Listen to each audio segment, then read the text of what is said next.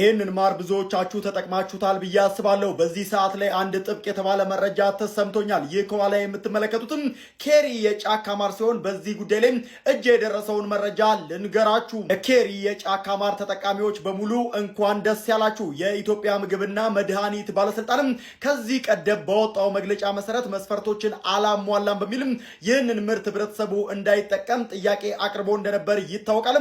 አሁን ላይ ግን የኬሪ የጫካ ማር የምርት ገላጭ ጽሁፍ የኢትዮጵያ አስገዳጅ ደረጃ የሆነውን CES 73 መሰረት በማድረግ በገበያ ላይ የተበተኑ ምርቶችን በመሰብሰብ የምርት ገላጭ ጽሁፍ ማስተካከያ በማድረግ ለባለስልጣን መስሪያ ቤታችን በማሳወቁ የወጣውን አስገዳጅ ደረጃ CES 73 መሰረት ያሟላ መሆኑ የተረጋገጠ ስለሆነ የተጣለው የምርት እገዳው የተነሳለት መሆኑን እናሳውቃለን ሲል የኢትዮጵያ ምግብና መድኃኒት ባለስልጣን እንደምትመለከቱትም በዚህ ደብዳቤ ላይ ገልጿል። ስለዚህ እጅግ ተወዳጅ የሆነውና ብዙዎች የሚጠቀሙትን ኬሪ የጫካ ማርን ታዲያ አሁን ላይ ማግኘት ከፈለጋችሁ ብስራተ ገብርኤል ሳውዝ አፍሪካ ኤምባሲ አካባቢ ታገኙታላችሁ።